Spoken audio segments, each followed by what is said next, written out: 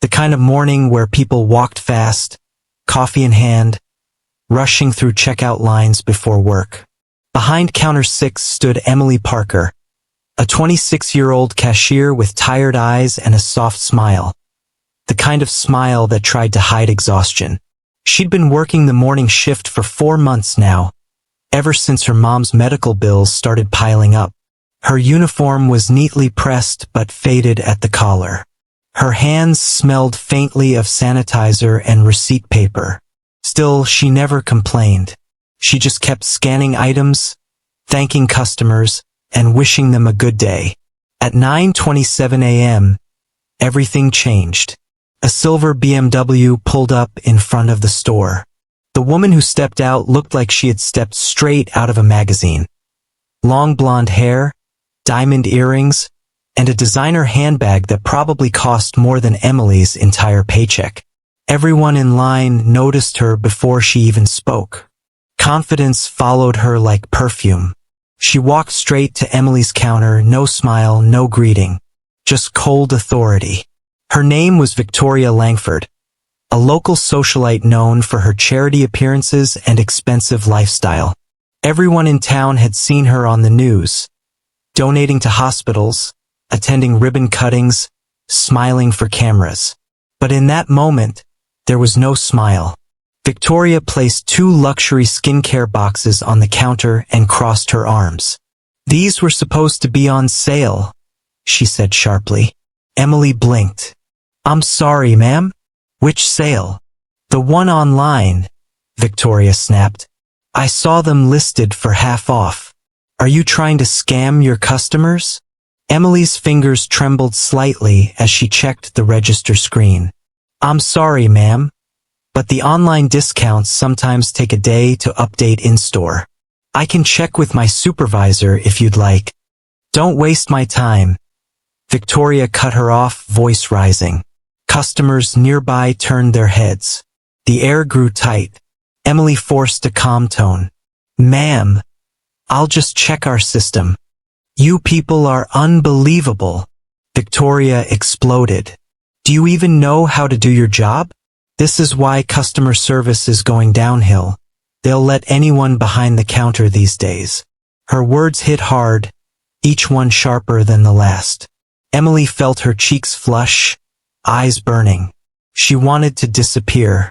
The line grew quiet, people pretending not to stare but watching everything. A man from aisle 7 whispered, "Yikes, she's going off." Victoria leaned closer across the counter. "Look at me when I'm talking to you.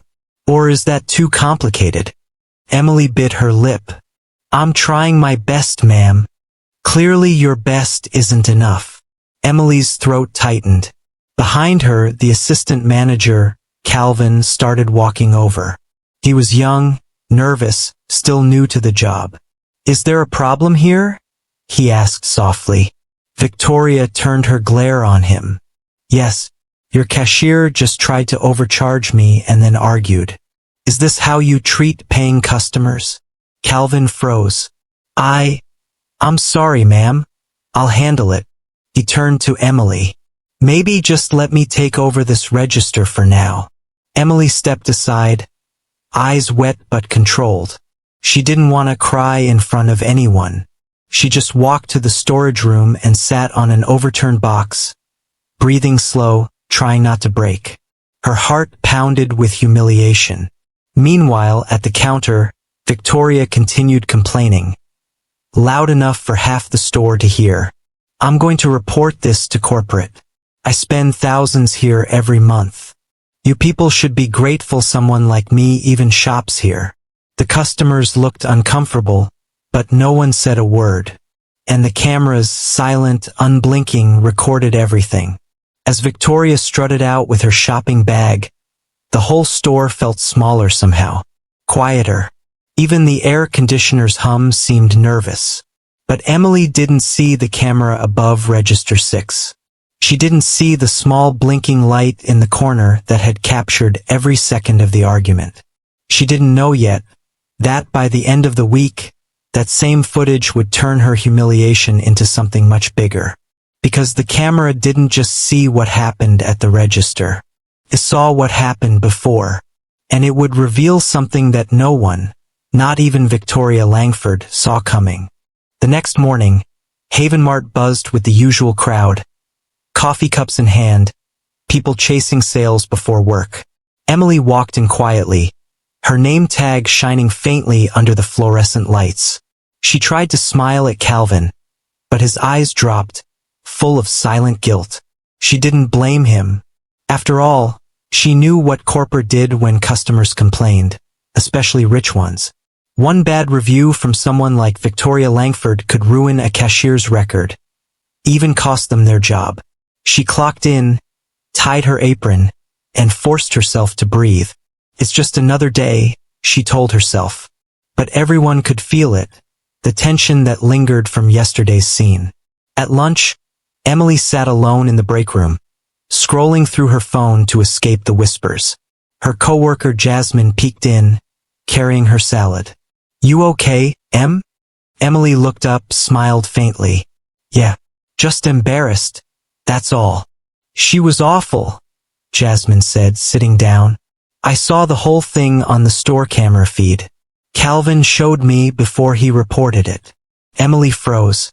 "He showed you?" Jasmine nodded. "Yeah, and guess what? The system glitched before you even scanned her items. The price was already wrong on her end. You didn't mess anything up." She came in looking for a fight. Emily's heart skipped. "So, it's recorded?" "Every second." The camera even caught her yelling at that elderly man who tried to calm her down. Jasmine shook her head. She didn't just cross the line. She erased it. Emily leaned back in disbelief. A spark of relief flickered in her chest, small, but powerful. Maybe, for once, the truth would be on her side. That evening, she was called into the manager's office. Calvin sat there, looking nervous. Across from him sat Mr. Harlan, the regional director.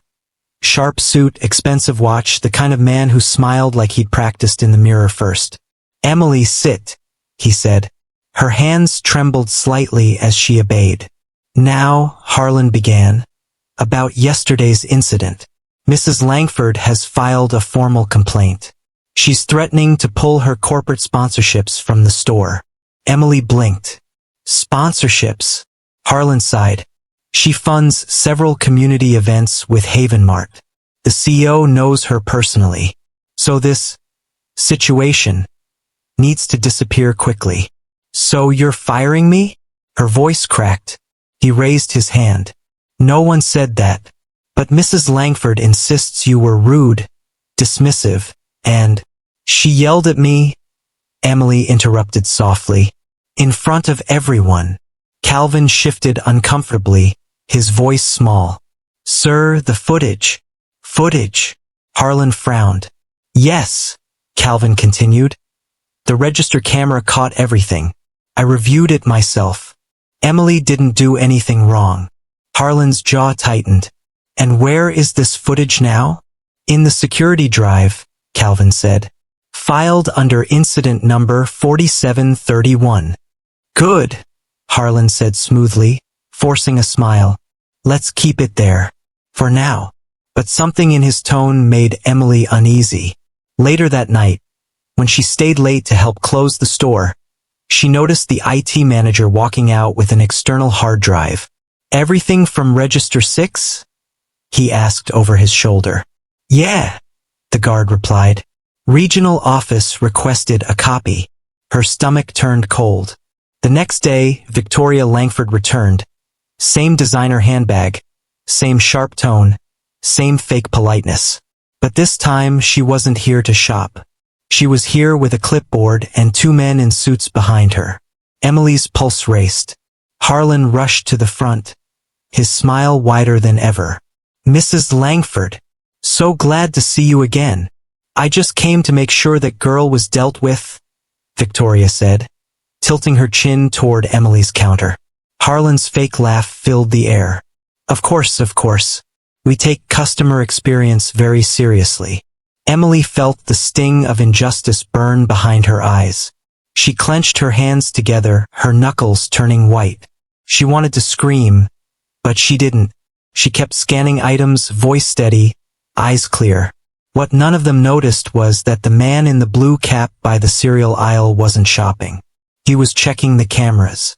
The new system installation team had arrived that morning to fix the security drive, the same one Harlan had tried to erase. And one of the engineers, Noah, had already noticed the tampering. By lunchtime, he walked into the break room with a flash drive in his hand. Emily Parker? She looked up, startled. Yes. I think this belongs to you, he said quietly. What is it? He smiled. The truth. Before someone deletes it again. Her heart pounded as he handed it over. The label read, Camera 6 to 9:25 a.m. She didn't open it right away, but she knew exactly what it was. Her chance to prove that she wasn't the villain in someone else's story. That night, Emily sat on her bed with her mom asleep beside her and her laptop glowing faintly in the dark. She inserted the drive. The video loaded slowly, and there it was, the entire scene. Victoria yelling. Emily's calm voice. The insults, the humiliation, the way the customers looked away. And then, the part she didn't remember.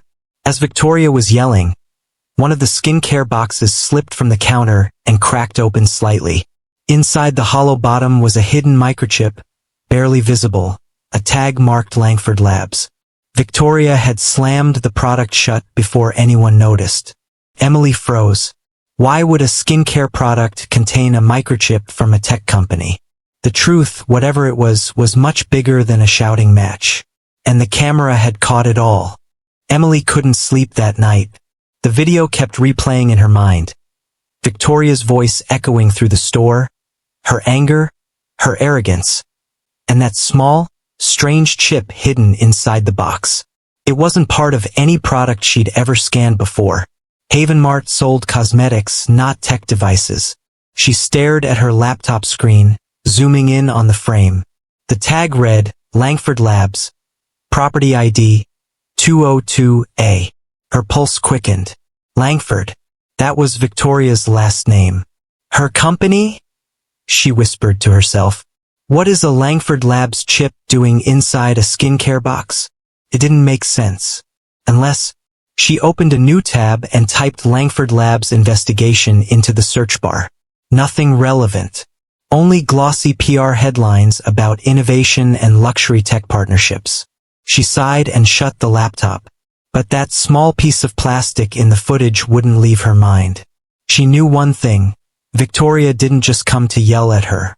She was trying to distract attention from something. The next morning, Emily slipped the flash drive into her purse and headed to work early. The sunrise stretched gold across the empty parking lot. Inside, the lights flickered on one row at a time. The hum of the refrigerators filled the silence. She found Noah, the camera engineer, near the front entrance, finishing up maintenance on the new monitors. Hey, she said softly. Can I ask you something? He glanced up. About the footage? Yeah, that microchip in the product. Is that normal? Could someone have planted it? Noah frowned, replaying the same frame she'd seen. That's not a retail chip. It's industrial. Probably for data storage or tracking. Definitely not something you'd find in face cream. So how did it get there? Either a factory defect, he hesitated, or someone hid it there on purpose. Emily's stomach turned. And if that someone wanted to get rid of it? She asked. Then maybe they needed a distraction, Noah said, meeting her eyes. Like making a scene with a cashier while switching the boxes. Emily's breath caught. Victoria had thrown one box back on the shelf after yelling, and taken another one home. That one, the second box, wasn't even the one she'd brought to the counter. Do you still have that footage? Noah asked quietly. Yes, but Harlan tried to delete it. Keep it safe, he said. Whatever's on that chip. She didn't want anyone to find it. Later that day, the store felt strange. Quieter than usual, heavy with unspoken tension. Word had spread that corporate investigators were coming. Emily tried to focus on scanning groceries, but her mind kept replaying the moment Victoria switched the boxes. At 3 p.m., Harlan appeared again, looking irritated. "Emily, I need you in my office."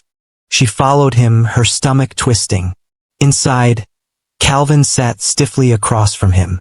On the desk sat a company envelope. "Emily," Harlan began smoothly, "corporate reviewed the incident and decided your employment will be suspended pending further investigation."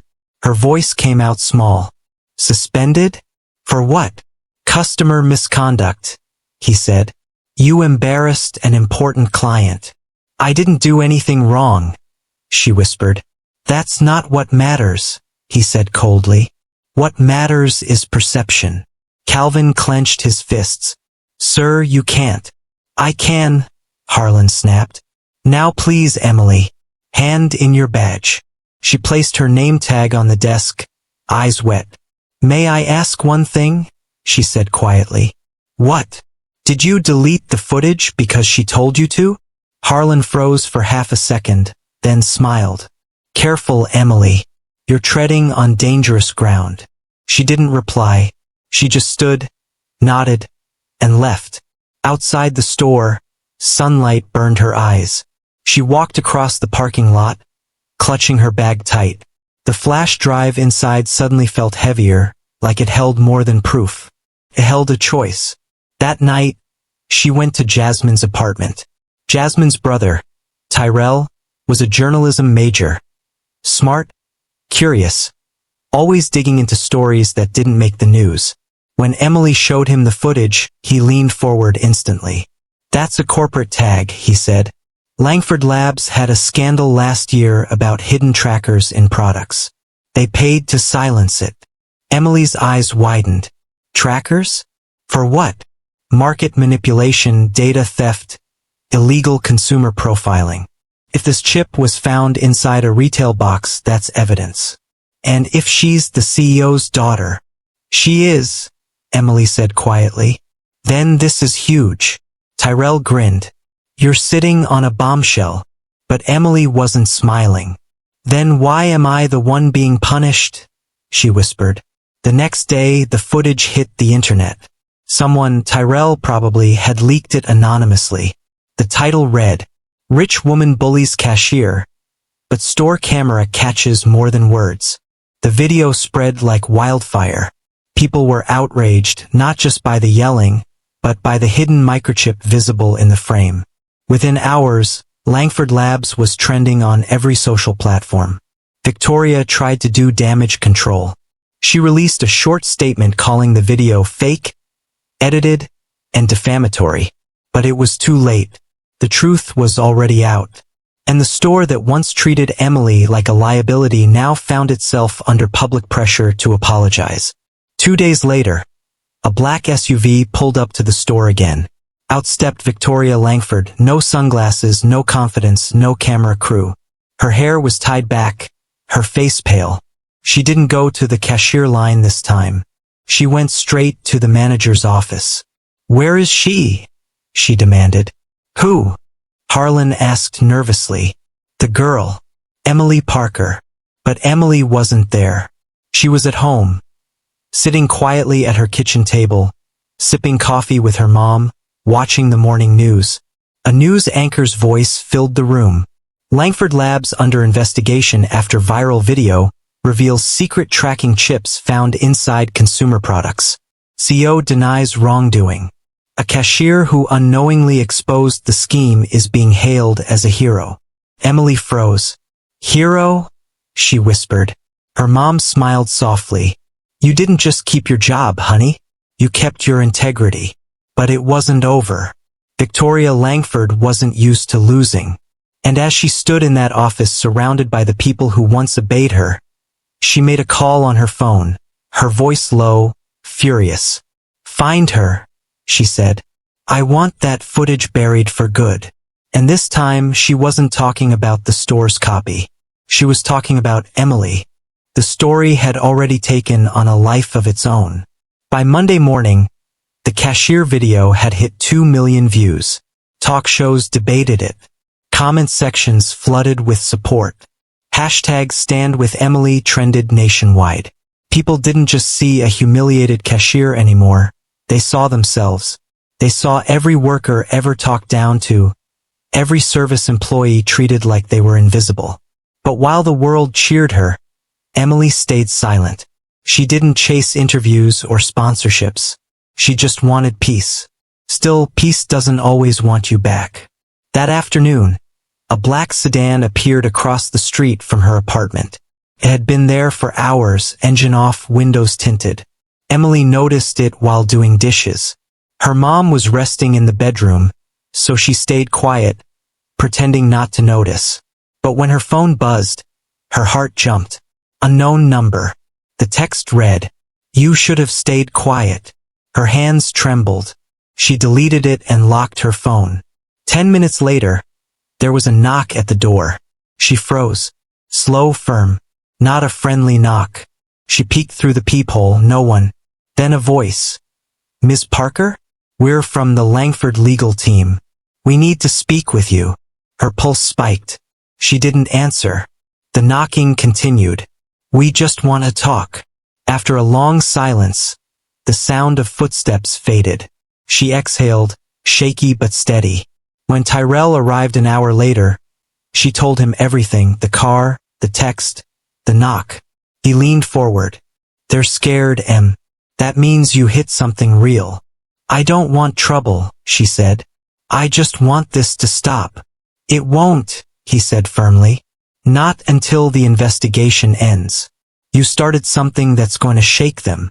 The next day, the truth finally began to unfold. Haven Mart's corporate office received a subpoena.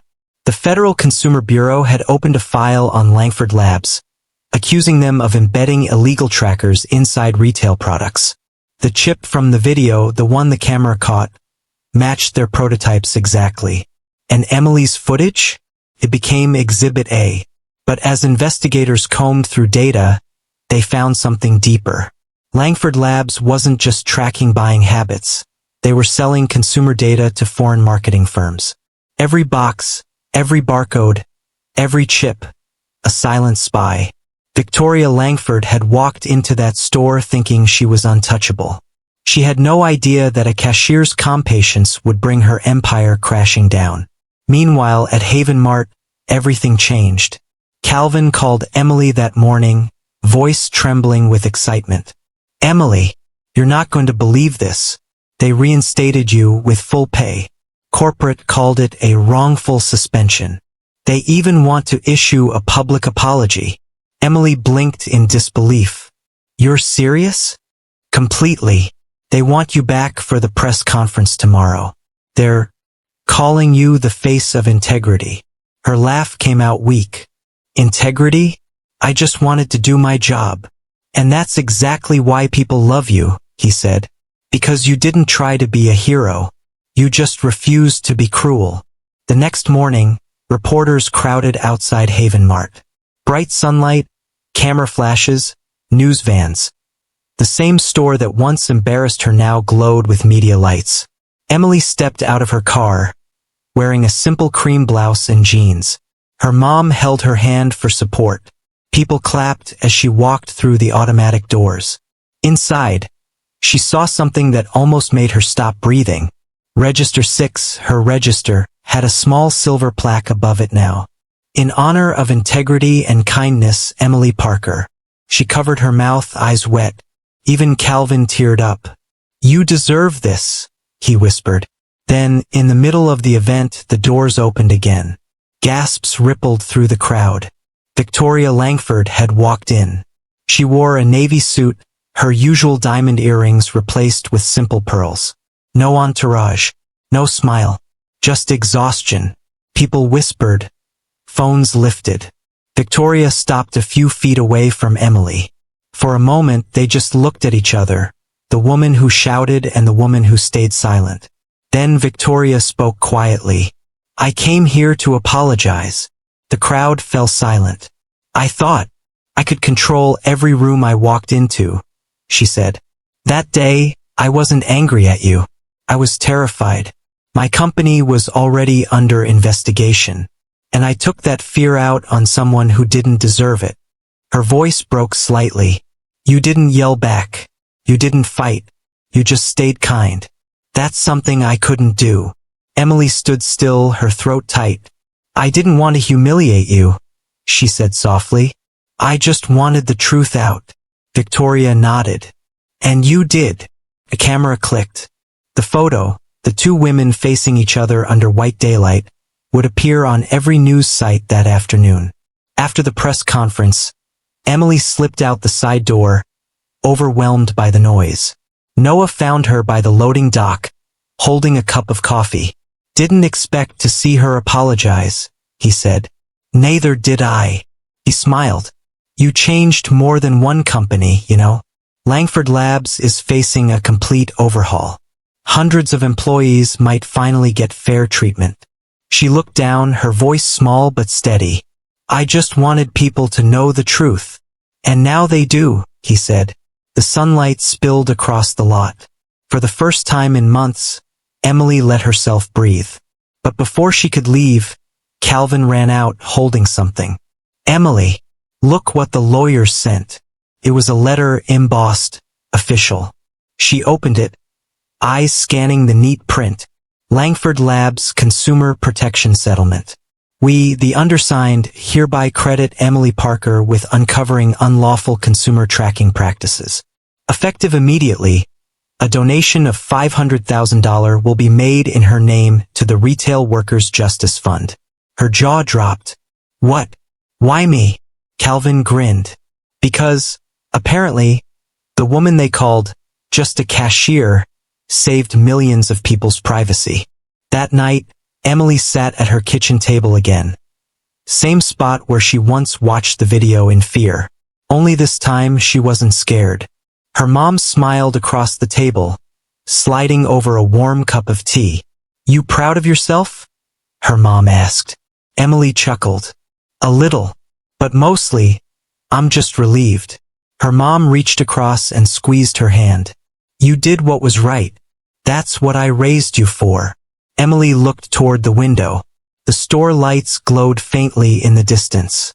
A place that once broke her now carried her name. And somewhere in that store, above register 6, a tiny camera still blinked, silent, watchful, and honest. Because sometimes, it's not the loudest voice that changes everything. It's the one that refuses to lie. A month had passed since that morning at Haven Mart. The viral storm had quieted. The interviews had ended. And for the first time in a long time, Emily's life felt still. She returned to her shift. Not because she needed to, but because she wanted to. People recognized her now. Customers smiled, whispered kind words, sometimes asked for selfies. But Emily never acted like a celebrity. She still greeted everyone the same way she always had. Hi there. Did you find everything okay today? To her, that line meant something new now. Because once, she hadn't been seen at all. One Friday afternoon, while wiping down her register, Calvin walked over with a clipboard. Guess what? He said, grinning. Corporate wants to promote you to assistant store manager. Emily laughed. You're kidding. No joke. You're officially the fastest promoted employee in Haven Mart's history. She smiled, shaking her head. All because of a camera. He nodded. No, Emily. All because of how you handled what that camera saw. They shared a quiet smile before she got back to work. Outside the large glass windows, sunlight poured over the parking lot. A mother and her son pushed a cart together, laughing. The world felt softer somehow. That evening, as Emily clocked out, she saw a familiar face waiting near the entrance. Victoria Langford. This time, no luxury car, no designer purse. She wore a plain beige coat, holding an envelope. Emily approached cautiously. Mrs. Langford. Victoria gave a small nod. Emily, I won't take much of your time. She extended the envelope. This is for you. Emily hesitated, then opened it. Inside was a check. $500,000, she gasped. Victoria smiled faintly. Part of the restitution fund. The other half went to your foundation, the one they started in your name. Emily blinked. My foundation?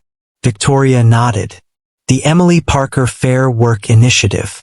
It's going to help retail workers across the country get legal aid if they're mistreated. Emily didn't know what to say. Her throat closed up. Why are you doing this? Victoria sighed, eyes glistening. Because you reminded me that truth can't be bought, and decency can't be faked. I forgot that somewhere along the way. They stood in silence for a moment, the evening sun painting their faces in gold. Victoria extended her hand. Thank you for teaching me that lesson. Emily shook it gently. We both learned something, I guess. Victoria smiled sadly, turned, and walked away. No crowd, no cameras, just quiet redemption. Later that night, Emily returned home to her mom's small living room. On the wall hung a framed news article from the Washington Ledger. Cashier who stood her ground inspires National Worker Protection Bill. Her mom looked up from the couch. You made history, kiddo. Emily chuckled, sitting beside her.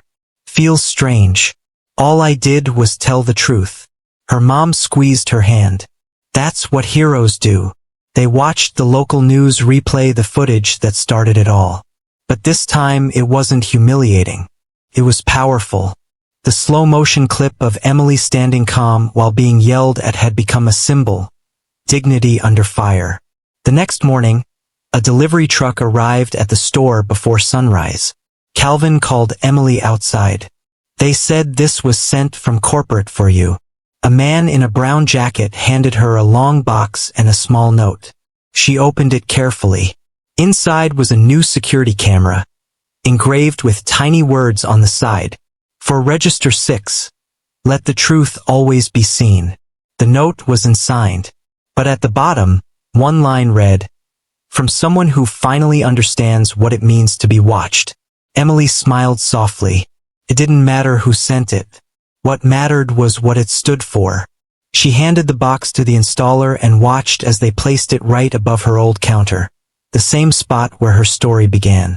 As the lens blinked red for the first time, sunlight filled the store windows. Calvin joined her, holding 2 coffees. Feels full circle, huh? He said. Yeah, she replied, smiling. But this time, it's not just watching, it's protecting. Months passed.